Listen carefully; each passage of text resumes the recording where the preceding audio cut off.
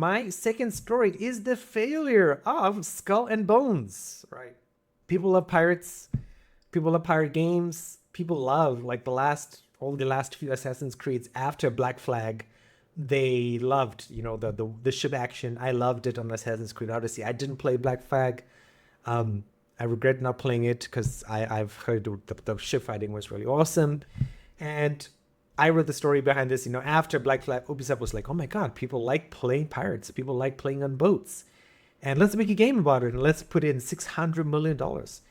And then it failed. As of looking at this data, right? When I created this script was probably about earlier this week. Skull and Bones only has 3,000 players on Steam, right? That's pretty bad for $600 million, right? Now, there are probably a lot of reasons why this game failed. I'm a big person who's against PvP and the insane inclusion of PvP in freaking every single game. They're like, yes, if we make a PvP game, it will sell. And I'm like, yeah, you can just make a PvE game and it will sell too. Look at freaking Warframe. Warframe started off with PvE and it's over 10 years and it kept going, right? You don't have to have, this doesn't have to be like every single MMO, right? It doesn't have to be World of Warcraft. But yeah, Ubisoft decided to go that way. Looking at it, right, it was like, there were lots of fun clips, right? If you go on Instagram, you go on YouTube, you go on Facebook, you just watch the Skull and Bones videos. Eventually, you'll see a bunch of fun videos of people rating each other, and it's a lot of laughs and stuff. But you can imagine, right? You like in any game that has a PvP, right? Especially the kind of PvP where you lose your stuff. You're in a ship. You did all this hard work with your friends, right? You're busy middle-aged gamers like Antoine and I, right? And Antoine even being more busier because he has family. And you spend all this time, and after 100 hours, you gather this beautiful ship. You have all this cool gear and weapons. And one day, you're like, hey, what's that coming around the corner? Oh no, they want to raid us. Oh no, we can't run away. Oh no, our ship is destroyed. Oh no, all our gear is lost. 120 hours gone. Game deleted. You'll never buy it. You'll never buy a game like this ever again. And I think this is probably not the controversy many of you are imagining when it comes to Skull and Bones, but to me, this was the controversy. Large budget, insistence on PvP, with no like safe zones like you typically have in some MMOs, right? Where like, yeah, if you play in this area, you're gonna be safe. Nope, none of that in Skull and Bones. It's just free for all the time, 24 hours a day.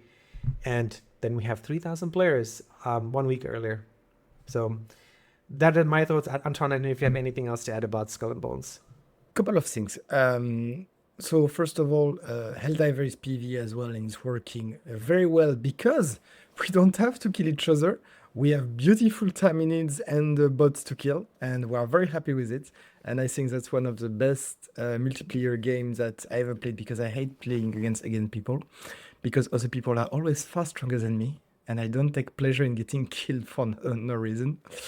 I think Black Ops is working well, but like some people are very into multiplayer war games or League of Legends, of course, with Arcane. So PvE works very well. And yeah, I think I was mentioning Black Ops and I was mentioning League of Legends with Arcane, right? Because they are great games, and I understand that you like PvP. Not my cup of tea. It really pissed me off. And I understand why League of Legends, the community is so toxic, because that's the nature of the game, right? But moving away from this. Also, I think we have the same problem here in Skull and Bones that we have with Concord, in the fact that it must have been made, or at least sort of, and created in the great Johnny Depp Pirate of Caribbean era, when pirate movies and pirate games were all the hype, and when you arrive after the wagon, right? Even the Pirate of Caribbean movie, really, like the fifth one was unwatchable almost for me. At some point, you get tired of it. And I mean, even Marvel superhero movies, which were all the hype for 20 years almost, right? Each time there's one released nearly every year, still, I think. Who's gonna watch it in cinema now? Apart from the very big cinema buffs, who are the big Marvel fans, each of them is, this one flop even more than the last one, like, the Marvels did worse than Thor 4, which did worse than extra. It's not the hype anymore. So when you arrive after the hype is gone, good luck selling your game, because at this time, pirate is not the thing. And what is the thing these days? I would have said cyberpunk, but that's passing as well. All the steampunk with frostpunk, it didn't work well, but because the game has some problems. So frostpunk 2 is compared to frostpunk when it's not there. So can't tell you what is the trend right now, but definitely isn't pirate.